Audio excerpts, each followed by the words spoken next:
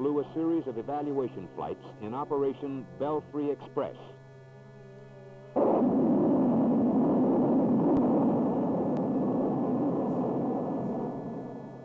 These were the first low-altitude day photo mission vehicles to be launched from surface zero-length launchers.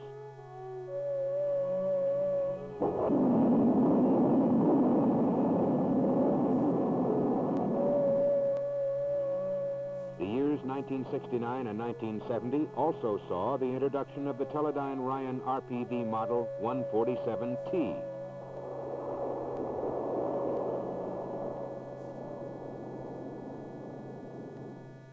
The T was ordered by the Air Force as a successor to the 147H for high-altitude missions. This vehicle used the proven H airframe and Hycon's 338A camera system. The principal advancement in the T was the new Continental J100CA-100 engine. Additional improvements were made in the Doppler navigation equipment and with systems previously used in the H to increase survivability. Because of its superior high-altitude capability, the T model has also proved to be a fine platform for conducting electronic intelligence missions. In the fall of 1969, 4 T craft were converted to the TE configuration. This model proved so useful for real-time intelligence collection that in 1970, an additional 15 were similarly configured. The 147TE intercepts radio signal data from transmitters and relays the signals over data link back to the control station. System sensitivity is such that reconnaissance is possible up to 325 miles from the location of the high-flying TE. As a follow-on to the 147TE prototype program, the Model 147TF was designed to more completely meet the user's requirements. Radio frequency intelligence reception had been broadened, command control was improved, and subsystem reliability was verified by environmental qualification. Other improvements included an increased fuel capacity and extended flight and glide endurance profiles.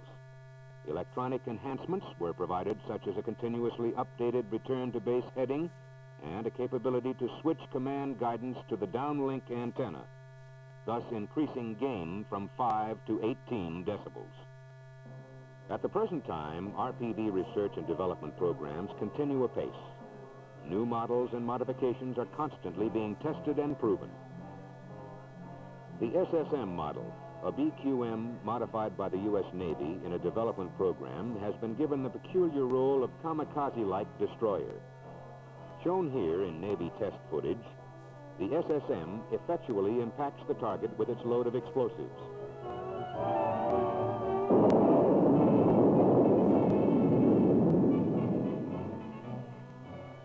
In another, the development of Model 234 was in direct response to a United States Air Force Systems Command contract awarded on 4 March 1971. 27 weeks after contract go-ahead, the buildup of the 234 was completed. And on 14 December 1971, the first direct hit from an RPV-launched missile was successfully accomplished.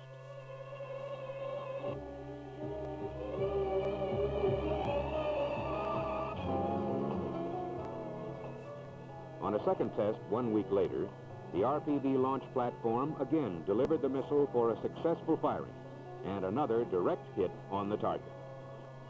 The remote control operator watched the Maverick descend to target impact through the RPV's nose-mounted video system, thus demonstrating weapon damage assessment capability.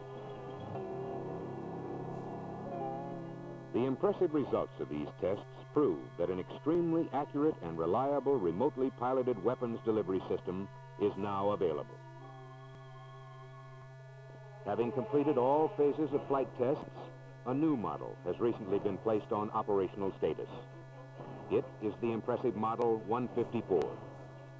The 154, with its 47-foot wingspan, is the largest of the special-purpose aircraft and has the greatest potential of all reconnaissance RPVs. Designed up from the drafting table, the 154 is totally new. Powered by a J97 GE3 jet engine, The vehicle has a range capability of 2,000 miles at an 80,000-foot altitude. The 154's unprecedented airframe structure with high overwing engine nacelle contributes significantly to a lower infrared signature, greatly increasing survivability. Codenamed Compass Aero, the unique 154, with its large swept wings and twin canted tails, is a view of the future, a shadow of reconnaissance craft to come. The past decade has seen great strides in the development of options.